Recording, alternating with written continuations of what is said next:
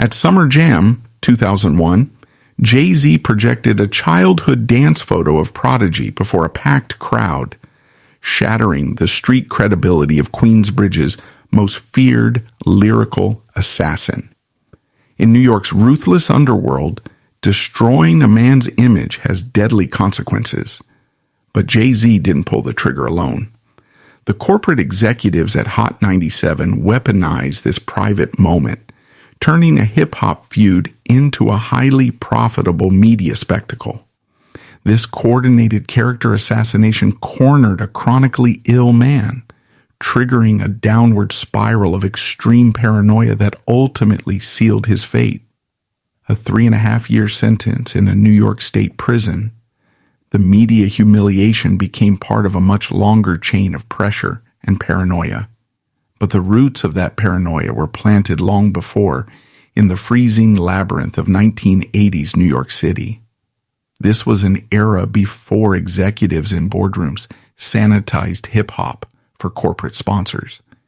It was an era where your reputation was your only shield, and the absolute epicenter of that unforgiving world was the Queensbridge houses. Queensbridge is the largest public housing development in North America. Situated in the borough of Queens in the shadow of the 59th Street Bridge, it is a sprawling geometric grid of 96 drab brick buildings. In the crack epidemic of the 1980s, it was a war zone. It was a place where poverty was systemic, violence was a daily reality, and survival was the only metric of success that mattered. In Queensbridge, weakness was not just a character flaw, it was a liability that could get you robbed, beaten, or killed. The unwritten laws of the pavement dictated that you had to project an aura of absolute invincibility. You had to be hard. You had to be untouchable. Into this brutal environment came Albert Johnson. Born in 1974, Albert was not naturally built for the physical demands of street survival. From the moment he drew his first breath, he was fighting a war inside his own veins. Albert was born with sickle cell anemia, a severe hereditary blood disorder that primarily affects people of African descent. The psychology of the man, who would later become Prodigy, was inextricably linked to the physiological horror of his disease. In a healthy human body, red blood cells are smooth and round, gliding effortlessly through blood vessels to deliver oxygen to organs and tissue. In a body with sickle cell anemia, the red blood cells mutate. They become rigid, sticky, and contorted into the shape of a crescent, or sickle. These misshapen cells act like microscopic barbed wire. They clump together and jam inside the blood vessels, cutting off the oxygen supply to the surrounding tissue. When this happens, it triggers what is known as a sickle cell crisis. Patients who have endured these crises describe the pain as apocalyptic. It is often compared to having crushed glass pumped through your veins, or having your bones systematically shattered with a hammer. The pain can strike without warning, radiating through the chest, abdomen, and joints, lasting for days or even weeks. For young Albert, childhood was a revolving door of emergency rooms, intravenous drips, morphine injections, and a constant terrifying proximity to death. He was a physically fragile boy living in an environment that preyed on the fragile. This brutal juxtaposition, a broken body trapped in a ruthless neighborhood, forged his psychological armor. Albert Johnson realized early on that he could not rely on physical size or brute strength to protect himself in Queensbridge. If he showed pain, he showed vulnerability. If he showed vulnerability, he was a target. So he built a wall. He buried Albert Johnson, the sickly boy who spent weeks crying in hospital beds, and he created a new entity.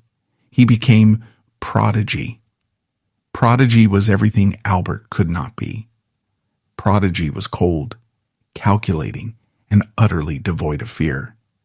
When he teamed up with his friend Kejuan Muchita, known as Havoc, to form the rap duo Mobb, they channeled the grim reality of their surroundings into a sound that would redefine East Coast hip-hop. Their breakout 1995 album, The Infamous, was not party music. It was survival music. It sounded like a cold winter night under flickering street lamps. Prodigy's lyrical delivery was deliberate, slow, and devoid of the manic energy that characterized many rappers of the era. He spoke of violence with a dead-eyed, clinical precision. He was the lyrical assassin of Queensbridge, a man who projected an image of someone who had nothing to lose because he lived every day with the specter of death hovering over his shoulder. The street credibility of Mobb was absolute. When Prodigy rapped about guns, turf wars, and the paranoia of the streets, nobody questioned his authenticity. The music industry bought into the myth, and the streets validated it. Prodigy's reputation became central to how he was perceived in Queensbridge. But across the East River in the Marcy projects of Brooklyn, another young man was building a very different kind of empire. Sean Carter, who would become known to the world as Jay-Z, understood the streets just as well as Prodigy did. Prodigy still understood hip-hop through the logic of the streets, while Jay-Z increasingly understood it through the logic of power and business. Jay-Z was a former street hustler who brought the cold, analytical calculus of the drug trade into the music industry. He was a master tactician. By the late 1990s, the landscape of New York hip-hop had suffered a catastrophic trauma. The murders of Tupac Shakur in 1996 and the notorious B.I.G. in 1997 had left the culture reeling, but it had also left a massive power vacuum. The throne for the king of New York was empty. Jay-Z, with his smooth flow, his aspirational lyrics, and his uncanny ability to bridge the gap between street grit and radio-friendly pop, was systematically positioning himself to take the crown. But the path to the throne was not entirely clear. New York hip-hop was deeply tribal. There was a faction of the culture that fiercely resisted the commercialization of the music. They believed that rapping about luxury yachts, tailored suits, and corporate acquisitions, themes that Jay-Z increasingly embraced, was a betrayal of the culture's roots. Mobb represented this purist faction. To Prodigy, Jay-Z was a sellout. He was an artist who had traded the raw, authentic voice of the pavement for a seat at the capitalist table. To Jay-Z, Mobb was a stubborn obstacle. They were relics of a bygone era, clinging to a grim aesthetic that didn't sell out stadiums. More importantly, they commanded a deep, unshakable respect among the hardcore hip-hop audience, a demographic Jay-Z needed to conquer to legitimize his claim to the throne. The collision between these two men was inevitable.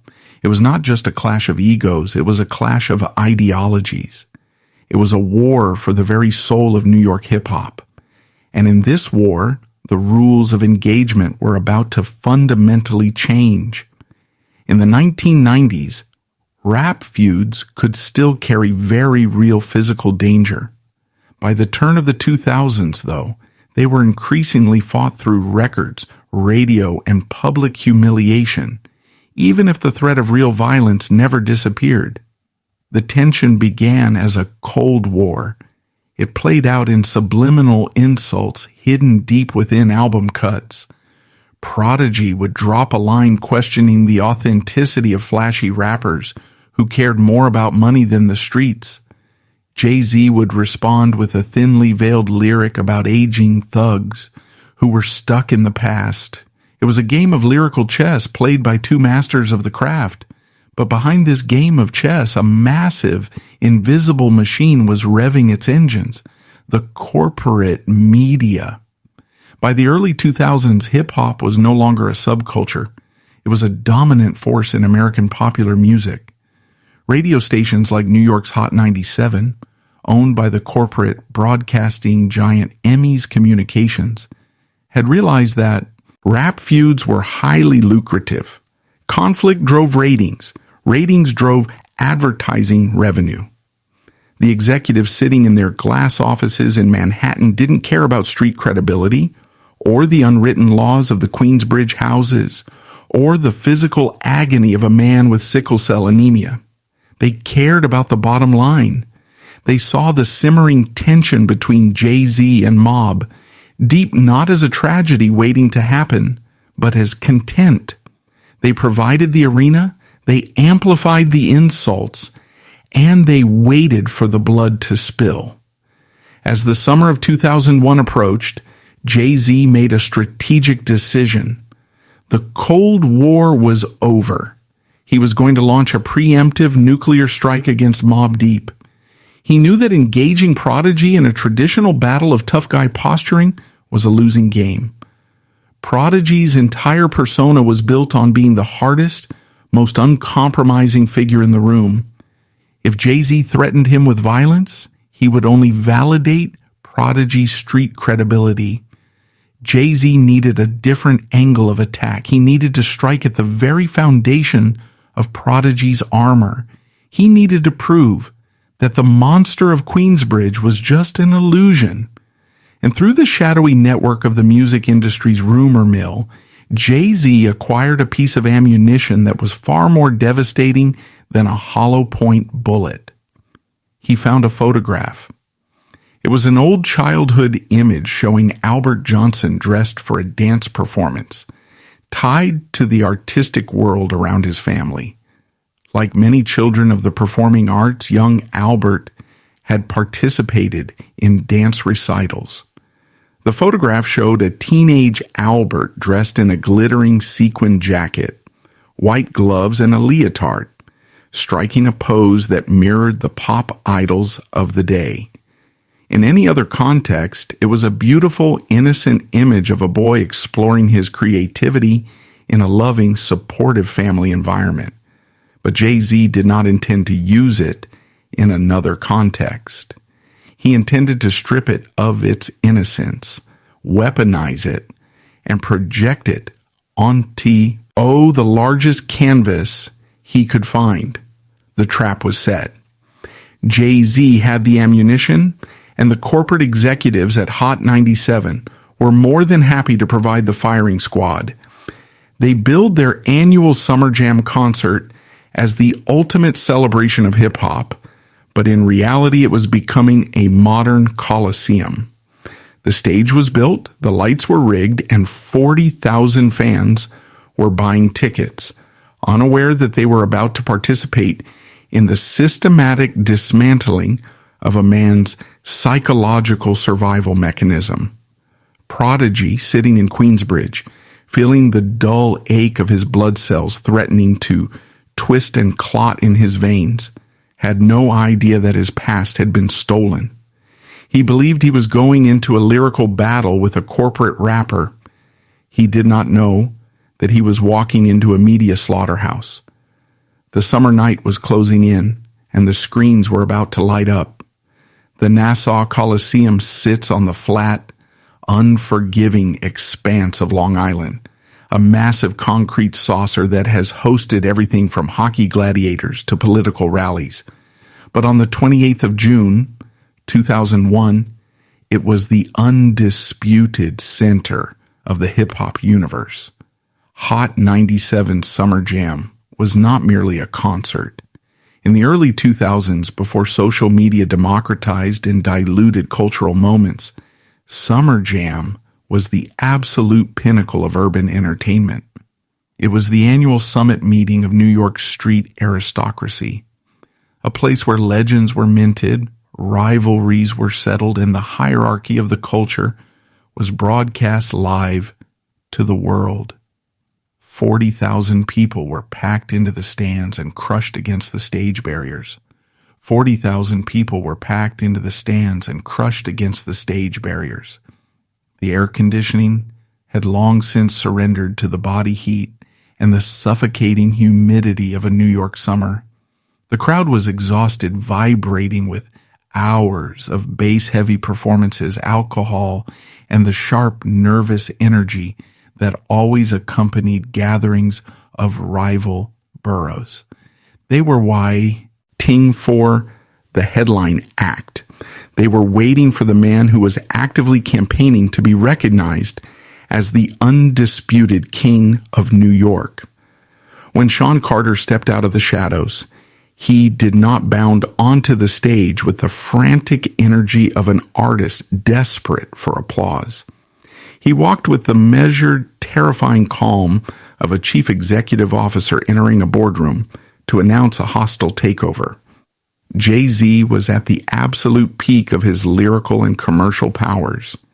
He wore an oversized sports jersey, but he carried himself like a man in a bespoke suit.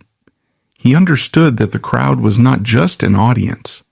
They were a jury, and he had come to present evidence. The stadium lights dimmed. The colossal speaker arrays, capable of vibrating the concrete floor beneath the fans' feet, emitted a sinister, driving bass line. It was a sample from the Doors' 1968 track 5-1, flipped and engineered into a heavy militant march by producer Kanye West. The beat did not invite you to dance. It commanded you to march. It was the perfect sonic backdrop for an execution. Jay-Z began to perform Takeover. In the history of hip-hop warfare, there had been many great diss tracks. Tupac Shakur's Hit 'Em Up was a volcanic eruption of pure hatred and physical threats. Ice Cube's No Vaseline was a masterclass in aggressive surgical character assassination. But Takeover was something entirely different. It was an audit. Jay-Z did not scream. He did not threaten to shoot Prodigy or Havoc. Instead, he systematically dismantled their careers using cold, hard metrics. He mocked their record sales. He mocked their longevity. He attacked the very foundation of Mobb Deep's existence by treating their gangster persona not as a terrifying reality, but as a failed business model. He paced the stage, his voice cutting through the humid air with devastating clarity.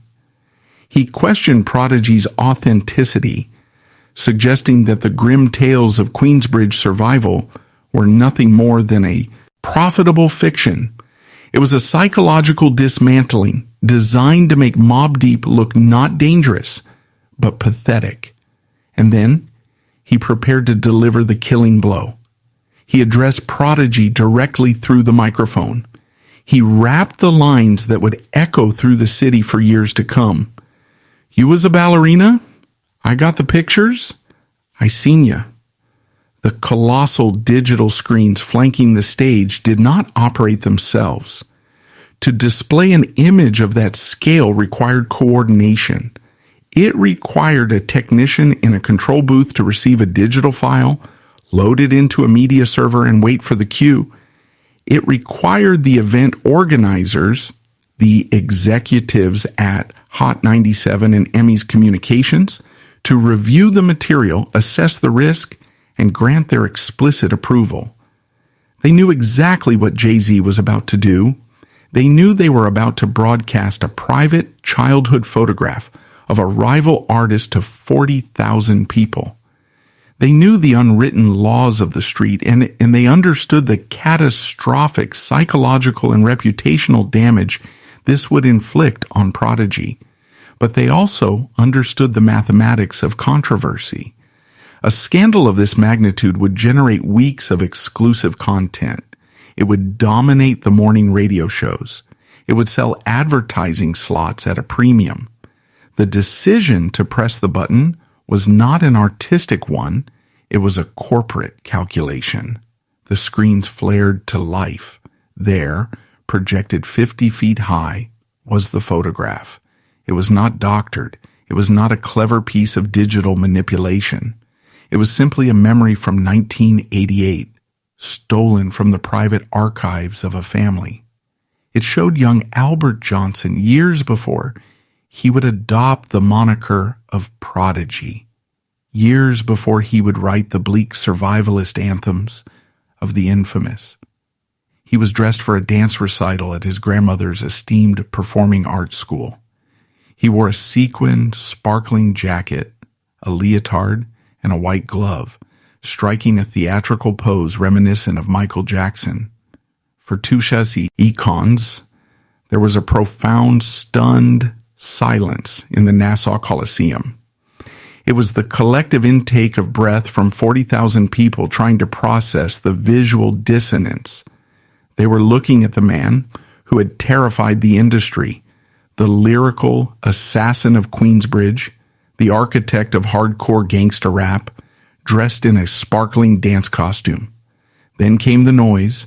It was not a cheer. It was a roar of collective mockery. It was the sound of a carefully constructed, desperately needed myth shattering into a million pieces. The laughter was cruel, visceral, and absolute. In the hyper-masculine, unforgiving theater of urban street culture, where any deviation from hardened toughness was viewed as a fatal weakness, the image was utterly devastating. It did not matter that Prodigy was a child when the photo was taken. It did not matter that participating in his grandmother's dance school was a wholesome, positive activity. Context is the first casualty in a media spectacle. All that mattered was the image. Jay-Z had achieved the impossible. He had not fought the monster of Queensbridge. He had simply turned on the lights and revealed that the monster was a boy in a sparkly jacket. Prodigy was not on the stage that night. He was not even in the building. But in the modern era of rapid communication, he did not need to be. Within minutes, the pager on his belt was vibrating. His phone began to ring relentlessly. Friends, associates, and rivals were calling to report the unthinkable. The news spread through the 5 boroughs of New York faster than a shockwave. Albert Johnson was a man whose physical existence was a delicate, terrifying balancing act. The sickle cell anemia that ravaged his body was deeply responsive to his psychological state. Stress is a well-documented trigger for sickle cell crises. When a human being experiences sudden, severe stress, like the realization that their entire public identity has just been obliterated in front of 40,000 people, the sympathetic nervous system goes into overdrive. The body releases a flood of adrenaline and cortisol. Heart rate increases. More critically, blood vessels constrict. For a healthy person, this is the fight or flight response. For a man with sickle cells, the constriction of blood vessels is the beginning of a nightmare. The sudden adrenaline rush of public humiliation triggered an immediate biological collapse. His blood vessels constricted under the extreme stress, instantly plunging him into a severe sickle cell crisis, just as his street myth was shattered. The morning after Summer Jam, the true scale of the media's complicity became apparent. New York City awoke and turned on its car radios. Hot 97, the very station that had hosted the concert, was in a frenzy of self-congratulation. The morning show DJs played the audio of Jay-Z's performance on a relentless loop. They isolated the sound of the crowd's laughter and played it as a soundboard effect. They took calls from listeners who mocked Mobb Deep. They dissected the photograph with a cruel, giggling enthusiasm. This was the business model functioning at peak efficiency. Hot 97 and the hip-hop press turned Prodigy's humiliation into profitable media content. But the radio was only the first wave. The print media, the glossy, influential magazines that served as the cultural record of hip-hop, quickly mobilized to secure their share of the profit. Magazines like The Source and XXL knew that printing the photograph was a guarantee of a sold-out issue. They did not hesitate. The image of young Albert in his dance outfit was splashed across their pages, accompanied by thousands of words, analyzing the death of Mobb Deep's street credibility. They framed it as a legendary moment in hip-hop history. They called it a masterstroke by Jay-Z. What they did not call it was what it truly was: a coordinated, corporate-sponsored campaign of public humiliation targeting a chronically ill artist who relied on his reputation to survive in one of the most dangerous neighborhoods in America. Prodigy found himself trapped in a paradox that offered no escape. That reputation was not just image. In his world, it functioned as a form of protection. It was the aura that prevented younger, hungrier criminals from testing him. Now, that armor was gone. He had been emasculated on the largest stage imaginable. In the immediate aftermath, the unwritten laws of his environment demanded a response. If a man strikes you, you strike back harder. If a man disrespects you, you draw blood. But how do you shoot a photograph? How do you stab a radio broadcast? Mobb Deep released retaliation tracks, firing back at Jay-Z with dark, violent lyrics. They threatened him. They called out his past. But the dynamic of the war had shifted fundamentally. When Prodigy threatened violence now, it no longer sounded like the cold, terrifying promise of the Queensbridge assassin. To the public, he primed by the radio stations and the magazines. It sounded like a man overcompensating. It sounded desperate. The more aggressively he pushed back, the louder the media laughed. Prodigy realized with a sickening clarity that he was fighting a ghost. Jay-Z had struck his blow and retreated behind the impenetrable walls of his corporate empire, leaving Prodigy to fight the entire media establishment. Every time Prodigy walked out of his front door, he felt the weight of the city's eyes on him. He saw the smirks on the faces of strangers. He felt the sudden, dangerous lack of respect from the street-level hustlers who used to part like the Red Sea when he walked past. The humiliation was absolute, but the danger was very real. In the underworld of New York, a man who has been publicly shamed and appears weak is a magnet for violence. Rivals looking to build their own reputations will target the wounded lion. Prodigy knew that it was only a matter of time before someone decided to test him in the physical world, just to see if the ballerina would fight back. He was a man with a broken body living in a violent world, stripped of his only defense mechanism by a corporate entertainment machine. He was cornered. And when a man whose life has been defined by survival is backed into a corner, he reaches for the only absolute truth the streets understand. He reaches for steel. The screens at the Nassau Coliseum had long since been powered down, but the image they projected was burned permanently into the retina of the culture. Jay-Z had won the battle for the throne, his path to becoming a billionaire, now clear of the grit and grime of Queensbridge. The executives at Hot 97 toasted their ratings victory, utterly indifferent to the human wreckage they had facilitated. But for Albert Johnson, the nightmare was just beginning to take a physical shape.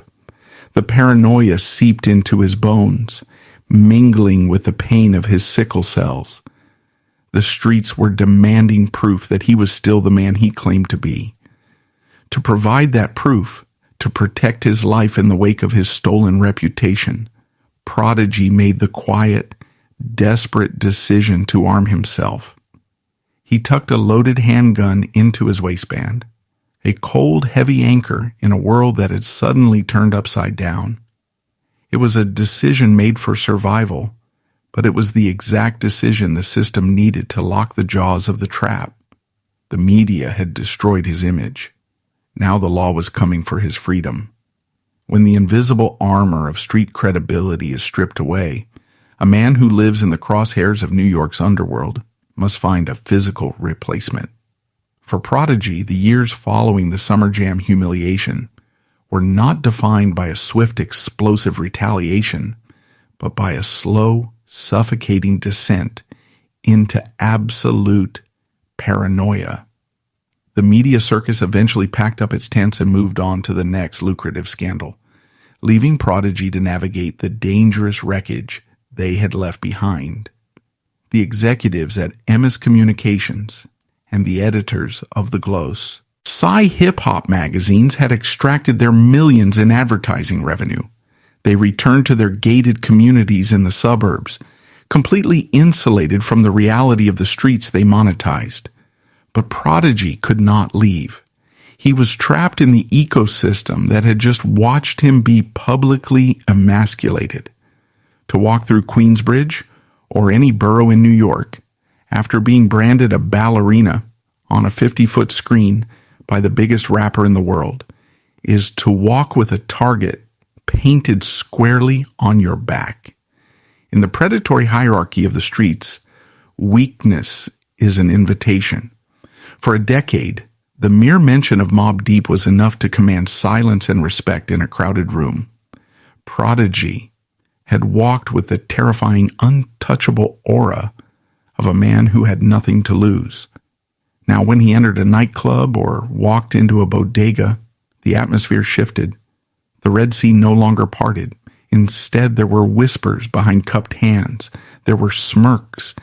There were the lingering, testing stares of younger, hungrier criminals who wondered if the legendary lyrical assassin was actually capable of violence, or if he was merely a dancer playing a role. This environment would break the mind of a healthy man. But Prodigy was not a healthy man. The psychological warfare inflicted upon him was intrinsically linked to his physiological nightmare. The stress of constant vigilance, the simmering rage of unresolved humiliation, and the desperate need to prove his masculinity placed an unbearable load on his nervous system. And when his nervous system was overloaded, his sickle cell anemia struck with devastating cruelty. The mutated blood cells clumped in his veins, triggering crises that left him writhing in agony, his joints screaming as they were starved of oxygen. He was fighting a war on two fronts, defending his reputation against a city that was laughing at him, and defending his life against his own blood. To survive both the physical and the psychological threats, Prodigy altered his reality. He stopped walking the streets with the casual confidence of a king and began moving with the fortified caution of a warlord under siege. He purchased a Chevrolet Suburban and had it heavily modified. This was not a luxury vehicle designed to showcase wealth. It was a rolling bunker. He had the doors reinforced with ballistic steel and the windows replaced with thick bulletproof glass. It was a vehicle designed to withstand a military-grade assault. But the tragic irony of the bulletproof Suburban was that it revealed the exact depth of his terror. A man who feels safe does not drive a tank to the grocery store. The thick glass could stop a hollow point round, but it could not stop the insidious creeping rot of public humiliation. The Suburban, however, was only the outer shell of his new defense system. The inner core was much colder and much more dangerous. Prodigy began to carry a loaded firearm everywhere he went. This was not a prop for a music video. It was not a fashion accessory to bolster a fading image. It was an unregistered, loaded piece of steel tucked into his waistband, a desperate, tactile reassurance that if the laughter ever turned into a physical attack, he would not be a victim. He carried the gun because the corporate media had destroyed the myth that used to protect him. They had taken away his ghost, so he had to carry the iron. For 5 years, he lived in this state of hypervigilant purgatory. Mobb Deep continued to release music, and they even secured a lucrative, albeit controversial, deal to sign with 50 Cent's G-Unit Records in an attempt to align themselves with a new, dominant superpower. But the untouchable magic of the 1990s was gone.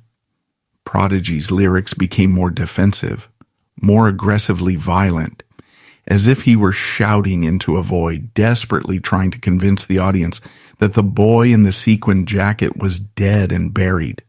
But the more he shouted, the more the industry looked past him, their eyes firmly fixed on Jay-Z, who had by now ascended to the corporate stratosphere as the president of Def Jam Recordings. The collision between Prodigy's desperate paranoia and the cold, unfeeling machinery of the American justice system was inevitable. The collision with the law came in October 2006, when police stopped the SUV carrying Prodigy and found a loaded handgun inside. Beside him sat his friend and frequent collaborator, the producer known as The Alchemist.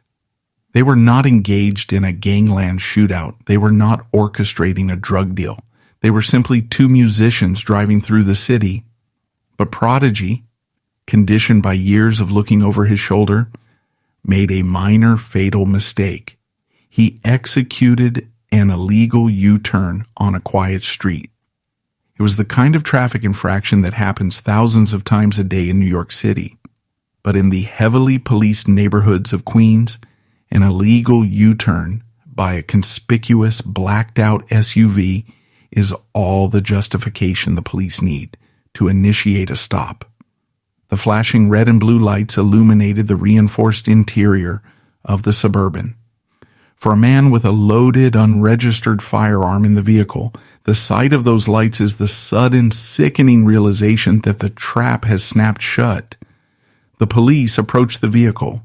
What began as a routine traffic stop quickly escalated, whether prompted by suspicious behavior, a nervous glance, or the simple, aggressive protocol of the NYPD's street-level units. The officers demanded to search the vehicle. Inside the center console of the heavily armored SUV, they found it, a .22 caliber handgun. It was a relatively small weapon, not the heavy artillery of a cartel hitman, but a close-quarters tool for a man who expected to be attacked at point-blank range. The metallic click of the handcuffs closing around Prodigy's wrists marked the end of a very specific kind of freedom. He was not being arrested for the violent lyrics he rapped about. He was not being arrested for a retaliation shooting against Jay-Z's crew. He was being arrested for the quiet, desperate crime of trying to protect himself in a world that had been turned hostile by a radio station's giant screen. The American justice system is a blind, grinding machine that does not factor in the nuances of hip-hop rivalries, corporate media manipulation, or the psychological trauma of public emasculation. The detectives in the precinct did not care about the photograph at Summer Jam. The prosecutors in the district attorney's office did not care that Prodigy had sickle cell anemia and that stress was killing him. They looked at his file. They saw Albert Johnson. They saw a man with prior convictions, including a previous gun charge.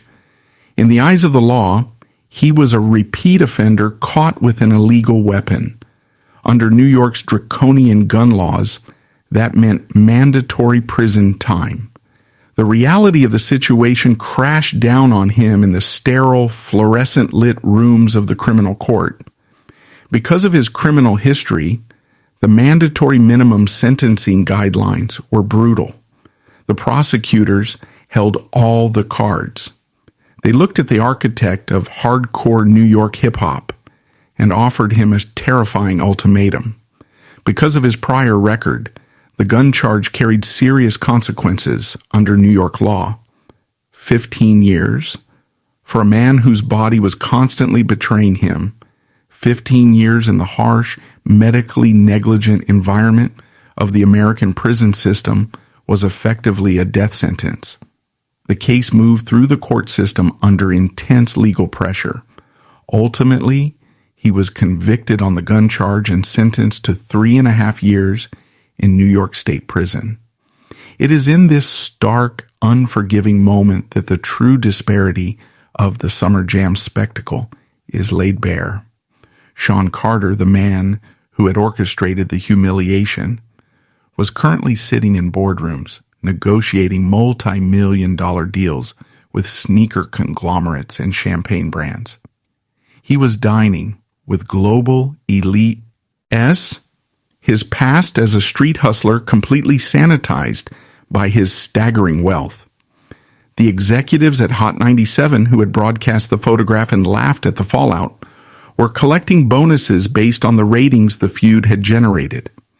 They had monetized a crime of reputation, and they faced absolutely zero legal consequences. But Albert Johnson, the victim of that corporate assassination, was sitting in a courtroom, signing away 3.5 years of his life. He was trading his freedom to avoid dying in a cage. He was ultimately convicted and sent to state prison. When the news of Prodigy's sentence broke, the hip-hop media, the very same magazines and radio shows that had feasted on his humiliation in 2001, reported it with a detached clinical brevity. There were no deep-dive articles about the systemic pressures that force artists to carry weapons. There was no reflection on how the media's relentless mockery had contributed to his paranoia. They simply reported that the rapper from Mobb Deep was going to jail, and then they flipped the page to the next celebrity scandal. They had squeezed the juice from the fruit, and now they were discarding the rind. As Prodigy prepared to surrender himself to the authorities, the profound isolation of his reality set in. He was leaving behind his family, his music, and his remaining dignity. He was stepping out of the bulletproof Suburban and into the belly of the beast. Midstate Correctional Facility, a medium-security prison in upstate New York, was waiting for him. Standing at the precipice of his incarceration, Prodigy was a man stripped down to his absolute core. The sequencing of his downfall was a masterclass in modern systemic destruction. The rival provides the weapon, the media broadcasts the attack, the streets demand a reaction, the law punishes the reaction. It is a perfectly closed loop designed to extract profit from the urban artist while ensuring that the artist bears the entire weight of the consequence. As the heavy steel doors of the New York State prison system clanged shut behind Albert Johnson, the temperature dropped. For a healthy inmate, prison is a test of psychological endurance. For a man with sickle cell anemia, a cold cell is a torture chamber. The corporate media had successfully stripped his street credibility.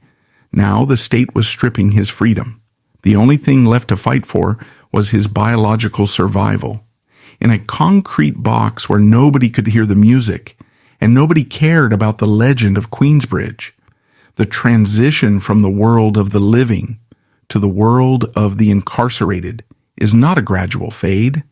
It is a violent sensory amputation. When Albert Johnson, known to millions as Prodigy, stepped out of the transport bus and onto the grounds of the Midstate Correctional Facility in upstate New York in 2008, the reality of his new existence hit him with the force of a physical blow.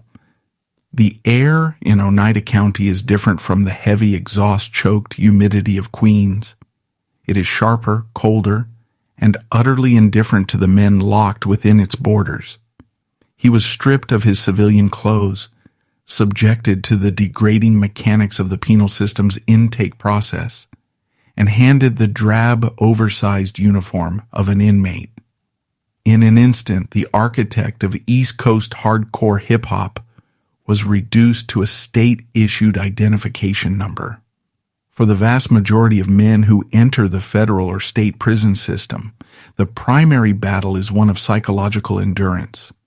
It is a daily struggle to maintain sanity in an environment designed to strip away human dignity. But for Prodigy, the battle was immediately, terrifyingly biological. The sheer brutality of his 3.5-year sentence extended far past the iron bars. It was a microscopic warfare occurring within his veins. Sickle cell anemia is a disease dictated by environment. It demands warmth, hydration, careful nutrition, and the avoidance of severe physical or emotional stress. The American prison system provides the exact lethal opposite. Midstate Correctional Facility is a landscape of concrete and steel. Concrete absorbs the bitter, biting cold of the upstate New York winters and radiates it into the cells. For a man whose blood cells mutate and clump together when exposed to dropping temperatures, a cold cell is not an inconvenience. It is an active instrument of torture. When the temperature in his cell plummeted, Prodigy's body would react with violent immediacy. The sickle-shaped red blood cells would snag in his capillaries, creating microscopic logjams that starved his tissues, joints, and organs of vital oxygen. The resulting pain is impossible to articulate to anyone who has not experienced it. It is a deep, bone-crushing agony that leaves the sufferer writhing, breathless, and entirely incapacitated. Outside the prison walls, a sickle cell crisis meant a rushed trip to the emergency room, intravenous fluids, and heavy doses of pharmaceutical painkillers to manage the agony until the blockage cleared. Inside Midstate, a crisis meant pleading with correctional officers who were trained to view every inmate as a liar, a manipulator, or a drug-seeking addict.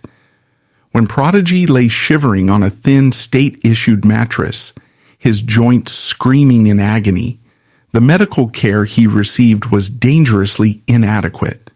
The prison medical staff, overwhelmed and inherently suspicious, often dismissed the severity of his condition.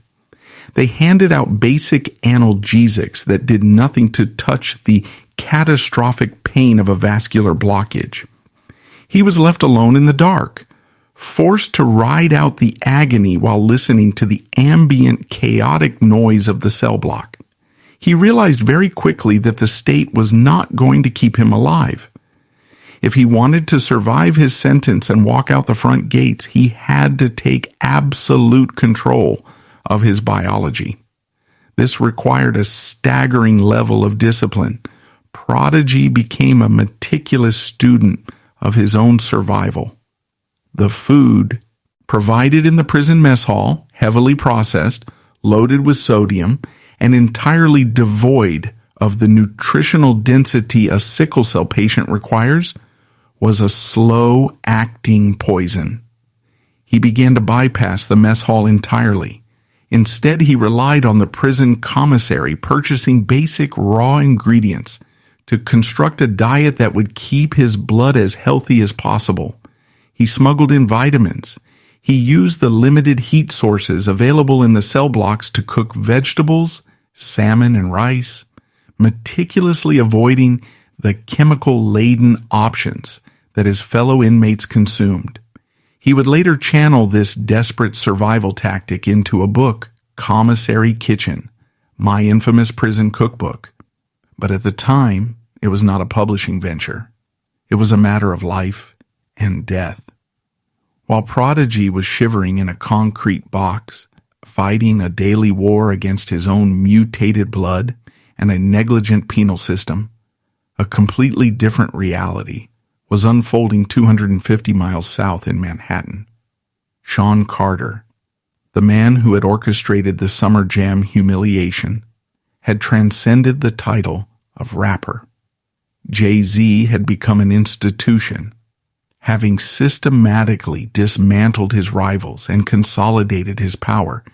He stepped gracefully from the recording booth into the executive boardroom.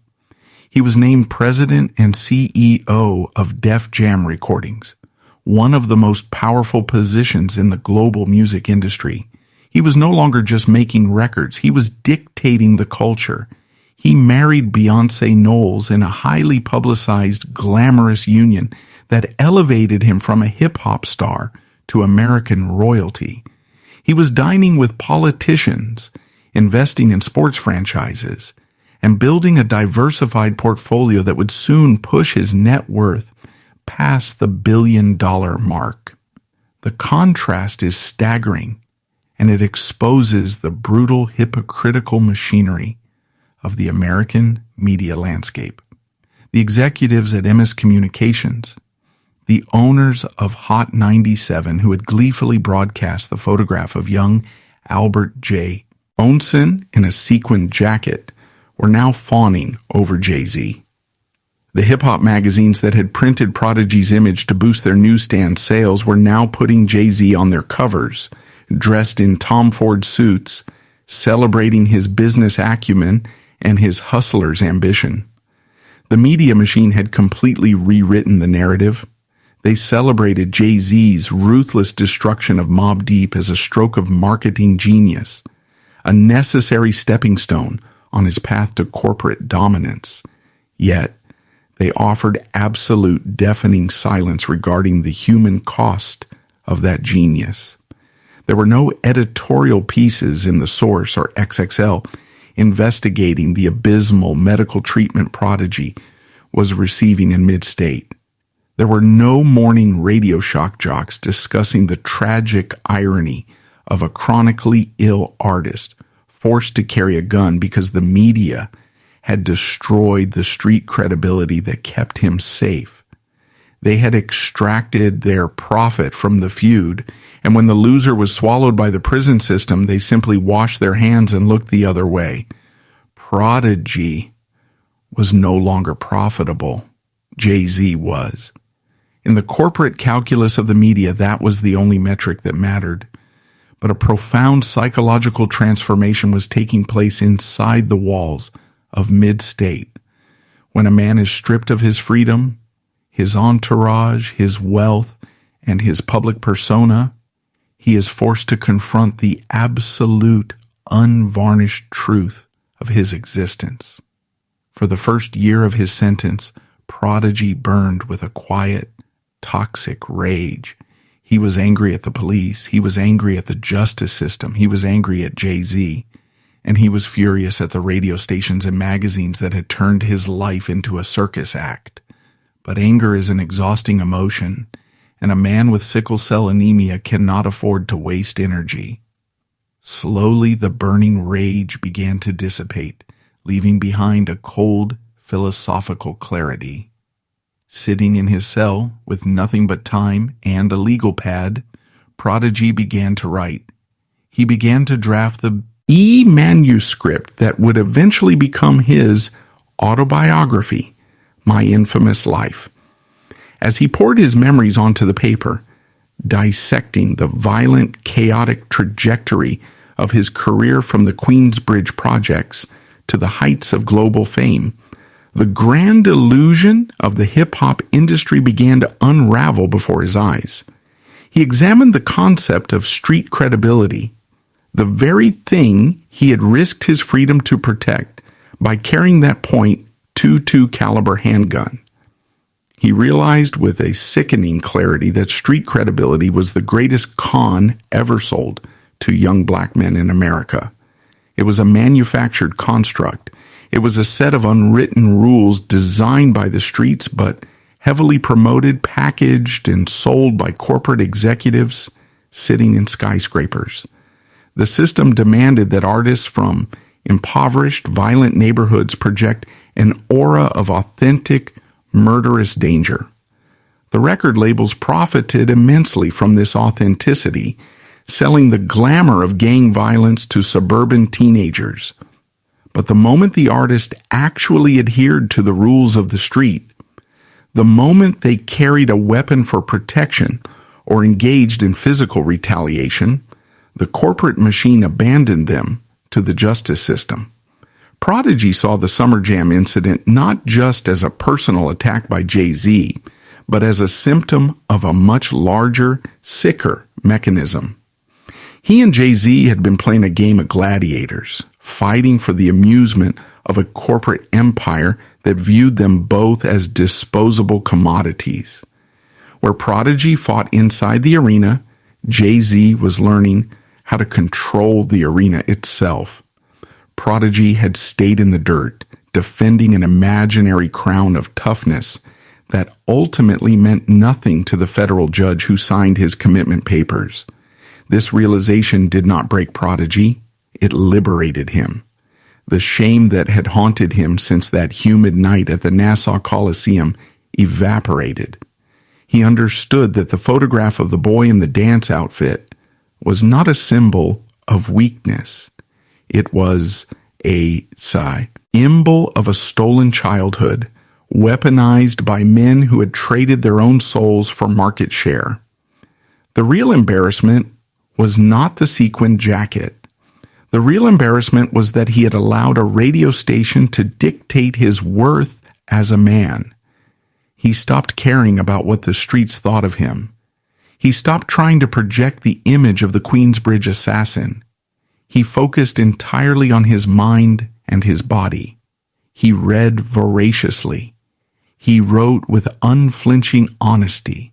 He mentored younger inmates, warning them about the insidious traps of gang culture and the hollow promises of the rap industry. He became a philosopher of his own destruction, studying the mechanics of the trap he had fallen into so that he could guide others around it. As his release date approached in early 2011, Albert Johnson was fundamentally altered. The prison system had taken a heavy toll on his physical frame. He was leaner, his face etched with the deep permanent lines of chronic pain and institutional stress. But behind his eyes, the paranoia that had defined his post-summer jam existence was entirely gone. He was returning to a world that had completely moved on. The hip-hop landscape had shifted dramatically. The aggressive boom-bap sound of 1990s New York had been largely replaced by the melodic synthetic sounds of the South. Jay-Z was now an untouchable global monolith. Mobb Deep was viewed by the younger generation as a classic legacy act, a relic of a bygone era of gritty street rap. The media executives who had orchestrated his downfall were still in their offices, preparing to manufacture the next feud, ready to exploit the next generation of young men desperate for a way out of the projects. But Prodigy was no longer a pawn. He had paid the ultimate price for his participation in their circus. He had surrendered 3.5 years of his life, endured excruciating physical agony, and lost the prime of his career. Yet, as he packed his few belongings and prepared to walk toward the heavy steel gates of the facility, he possessed something that neither the executives at Hot 97 nor his billionaire rival could claim. He possessed absolute, unshakable truth. He had survived the worst, the state, his own blood, and the media could inflict upon him. The state had caged him, but they had not broken him.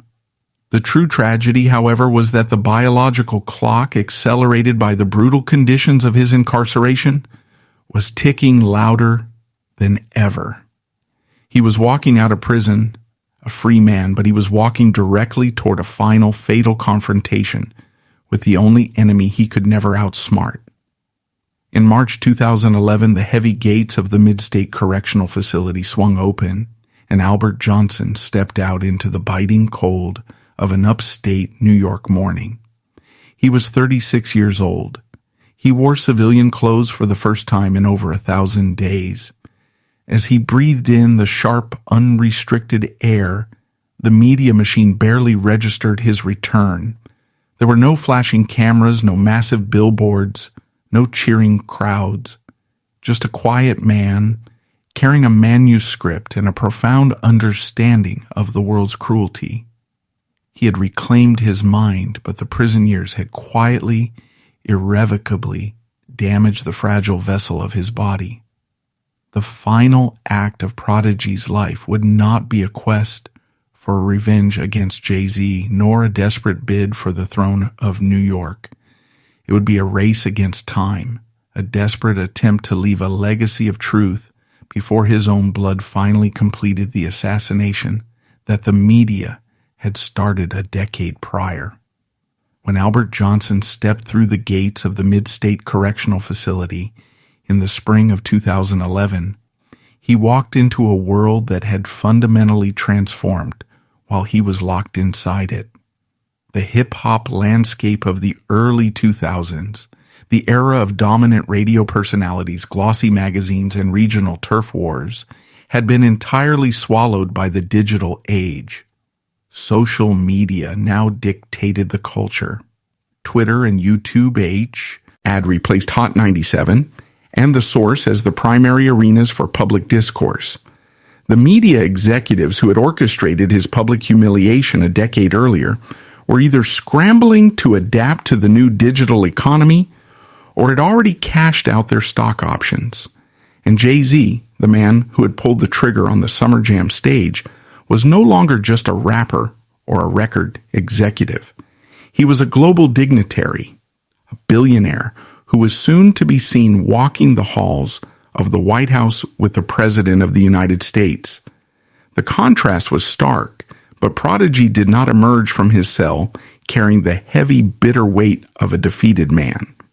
He emerged with a dangerous level of clarity.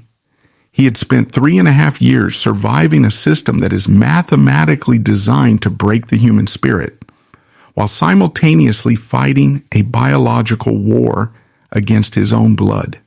He had nothing left to prove to the streets of Queensbridge, and more importantly, he had nothing left to hide.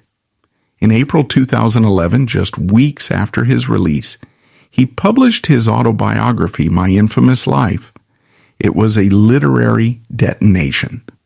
For years, the hip-hop media had controlled the narrative of his life. They had defined him by his lowest moments, packaging his pain for mass consumption. With his book, Prodigy seized the narrative back. He did not skirt around the painful realities of his career. He wrote with unflinching, brutal honesty about his addiction to painkillers, the violent realities of his youth, and the devastating physical toll of sickle cell anemia. Most crucially, he confronted the Summer Jam incident head-on. He did not offer excuses. He did not respond with posturing or threats. He simply took the photograph, the weapon that had been used to shatter his life, and he examined it in the cold light of day. He wrote about the grandmother he loved, the dance school she ran, and the innocence of that moment in 1988. By owning the image, by contextualizing it within the reality of a loving F.A. Millie, rather than the hyper-masculine circus of a rap feud, he entirely neutralized its power. Prodigy laid bare the fundamental lie of street credibility. He exposed it as a corporate trap. He articulated how young, impoverished black men are incentivized by record labels to project an aura of murderous invincibility, to sell records to suburban audiences. But the moment those young men act on that projected image, the moment they carry a weapon to protect themselves in a world that demands they be dangerous, the corporate machine abandons them to the prison system. The executives keep the revenue. The artist keeps the felony conviction. By articulating this truth, Prodigy achieved a victory that Jay-Z's billions could never buy. He achieved absolute self-awareness. He was no longer a participant in the gladiator arena. He had stepped out of the sand, looked up at the emperor's box, and exposed the mechanics of the game.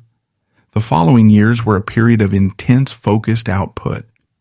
Prodigy reunited with Havoc, and Mobb Deep returned to the road. But they were no longer touring as the terrifying, unpredictable architects of East Coast gangsta rap. They were touring as elder statesmen, survivors of a bygone era who had lived to tell the tale. Prodigy's focus shifted dramatically towards health and advocacy. He understood that his body, battered by 40 years of chronic illness and the severe medical neglect of the federal prison system, was operating on borrowed time. He published Commissary Kitchen, My Infamous Prison Cookbook, a project born from his desperate need to maintain a healthy diet while incarcerated. It was a practical guide for inmates, but it was also a damning indictment of the nutritional poison served in American prisons. He became a vocal advocate for sickle cell awareness, using his platform to educate the public about a disease that disproportionately affects marginalized communities and is routinely underfunded and misunderstood by the medical establishment. He had survived the streets. He had survived the humiliation of the corporate media. He had survived the state penitentiary.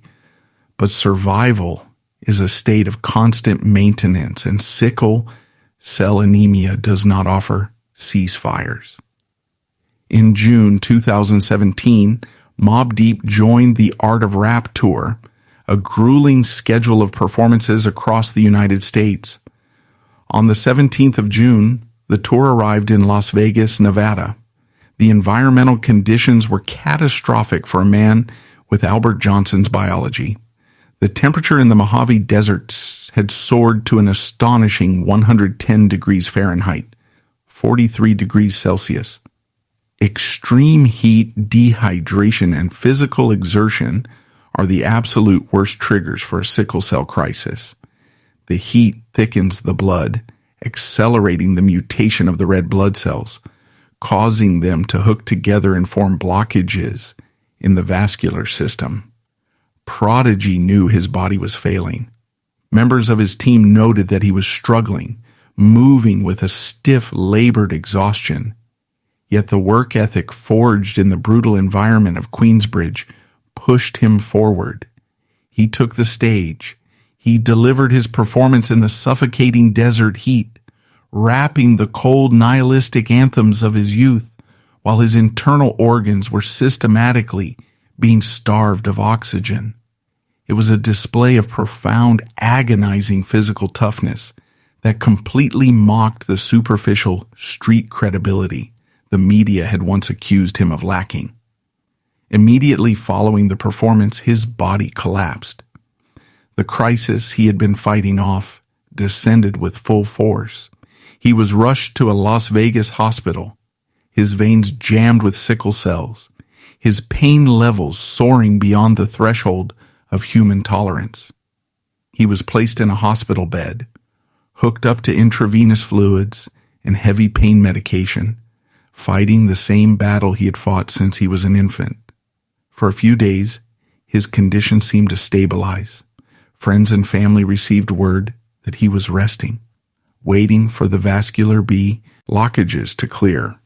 But the universe often reserves its most absurd, mundane tragedies for those who have survived the most extraordinary hardships. On June 20th, 2017, Prodigy died in a Las Vegas hospital while being treated after a severe sickle cell crisis. The official account cited accidental choking, though aspects of that account were publicly disputed. His body severely weakened by a lifetime of chronic illness, the trauma of a federal prison sentence, and the exhausting demands of his career simply did not have the strength to clear his airway. The medical staff intervened, but the physical damage was too profound. At the age of 42, the man who had defined the sound of New York survival, the man who had outlasted his rivals and outsmarted the media machine, passed away. The news of Prodigy's death sent a shockwave through the global music community. The tributes poured in from every corner of the industry.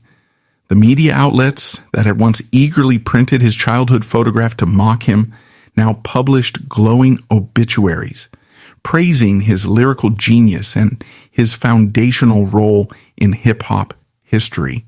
They called him a legend. They called him a pioneer. The hypocrisy was deafening, but it was entirely expected. The media machine is always kinder to the dead because the dead can no longer challenge the narrative. Even Jay-Z, the man who had orchestrated the defining humiliation of Prodigy's life, paused his own concert a few weeks later to pay tribute. Standing on a massive stage, surrounded by the trappings of his unimaginable wealth, he asked the crowd to join him in a moment of respect for the late Queensbridge legend. It was a complex, unsettling moment. Was it genuine respect from a former rival who recognized the magnitude of the loss? Or was it the final magnanimous gesture of a victor who no longer had anything to prove? Only Sean Carter knows the truth of that moment.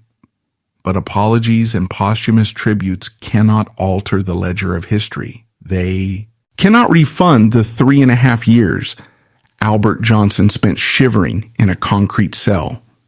They cannot erase the psychological scars of being publicly emasculated for corporate profit.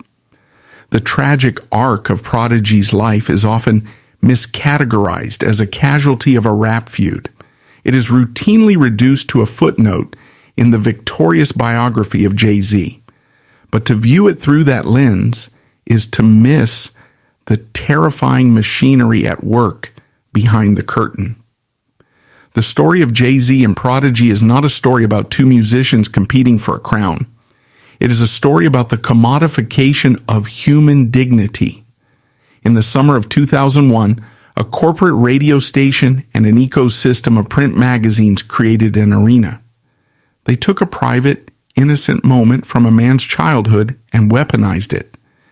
They knew that in the hyper-violent, unforgiving culture of the streets, stripping a man of his dangerous image was equivalent to stripping him of his physical safety. They understood the paranoia it would induce. They understood the extreme psychological pressure it would place on a man battling a chronic, debilitating blood disease. And they did it anyway, because the controversy drove ratings, and ratings drove advertising revenue. The public, meanwhile, consumed that humiliation as spectacle. Jay-Z understood this economy better than anyone. He recognized that the streets were a dead end and that true power lay in the boardroom. He used the media machine to destroy his rival, and then he bought the machine. Prodigy, conversely, believed in the code of the pavement. He believed in the armor of Queensbridge. He believed that if he carried the gun, he could protect his respect. He did not realize until he was sitting in a federal penitentiary that the game was rigged from the start. When we look back at the legacy of Albert Johnson, we should not remember the photograph on the Summer Jam screen. We should remember the man sitting in a freezing cell, cooking vegetables on a makeshift radiator to keep his blood from killing him. We should remember the man who stood on a stage in the 110-degree desert heat, his body screaming in agony, refusing to surrender to his own failing biology because he had a job to do. That is the definition of toughness. It is not found in the muzzle of a loaded .22 caliber handgun, and it is certainly not found in the calculating algorithms of corporate media executives.